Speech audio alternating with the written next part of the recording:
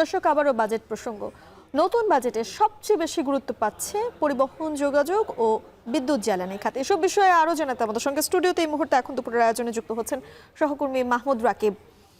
রাকিব, আপনাকে স্বাগত জানাচ্ছি আমাদের এখন দুপুরের আয়োজনে। নতুন এই যে 2025-26 অর্থ বছরের বাজেট, সেই বাজেটে আমরা বলছিলাম পরিবহন, যোগাযোগ এবং বিদ্যুৎ জ্বালানি খাত সব থেকে বেশি অগ্রাধিকার পাচ্ছে। আপনার কাছে আসলে কি মনে হয়, এই বেশি গুরুত্ব পাওয়াটা কতটা দরকার ছিল এই অর্থ বছরের বাজেটের জন্য?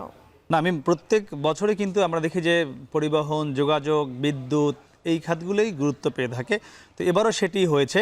তো আমরা পরিবহন যাওয়ার আগে একটু এডিপিতে যেতে চাই, এবারের বাজেটে এডিপি কি পরিমাণ বরাদ্দ থাকছে আমরা যদি একটু দেখি আমাদের যে স্ক্রিনে, সেখানে কিন্তু রয়েছে। আপনি দেখবেন যে এবছর এডিপি ধরা হয়েছে 2,30,000 কোটি টাকা। এবং আপনি জানেন যে অন্তর্বর্তী সরকার কিন্তু বলেছে যে অপ্রয়োজনীয় খরচ তারা এবার বরাদ্দ কমাবেন, তার কিন্তু প্রমাণ এখানে রয়েছে। আপনি দেখবেন গত অর্থ বছর অর্থাৎ 2024-25-এ এটি ছিল কিন্তু 2,65,000 কোটি টাকা।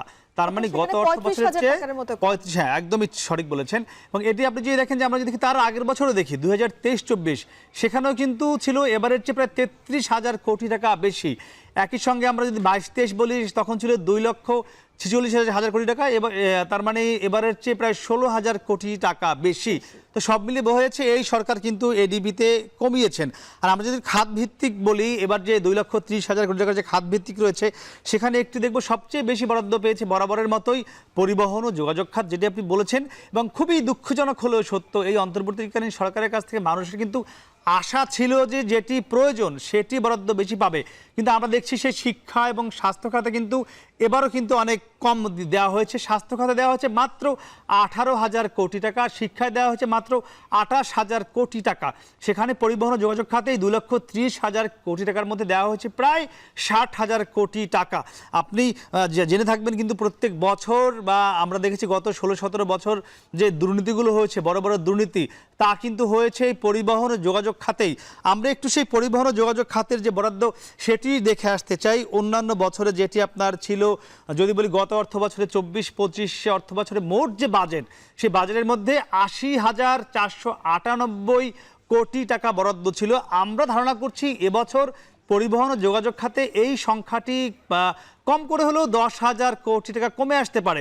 কারণ আপনি যদি দেখেন যে গত এই 15-16 বছর যে সরকার ছিল, সেখানকার যারা বড় বড় দুর্নীতি হয়েছে, তার কিন্তু বেশিরভাগ দুর্নীতি হয়েছে এই পরিবহন ও যোগাযোগ খাতে। অর্থাৎ আমি যদি আরও আপনাকে ক্লিয়ার করে বলি, সেতু বিভাগে, পরিবহন বিভাগে, নৌ সেক্টরে, এরপর আপনার রয়েছে যে আকাশ যে পথ রয়েছে, সেখানে অনেক দুর্নীতি হয়েছে, এবং একই সঙ্গে রেল খাতে।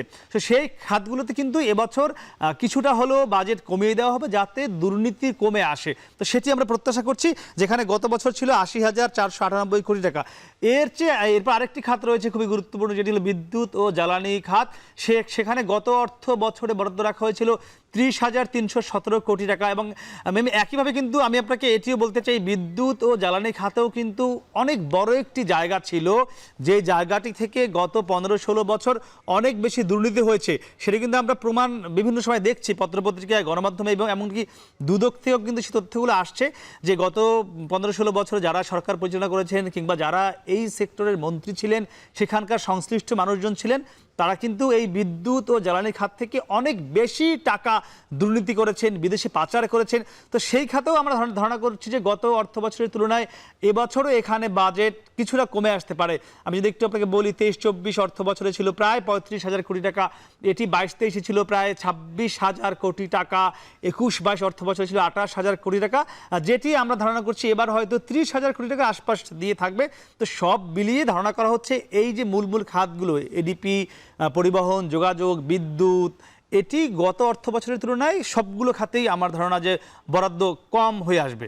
আপনার সঙ্গে একদমই একমত, এবং আপনি যে দুর্নীতির বিষয়গুলো বলছিলেন সেগুলোর সঙ্গে একমত। আরো প্রশ্ন ছিল, তবে এই মুহূর্তে আপনাকে আমরা ধন্যবাদ জানাতে চাই, কারণ আমাদের আরো যে বাজেটের বিষয়গুলো আছে আমরা সেই বিষয়গুলো নিয়ে একটু জানাবো।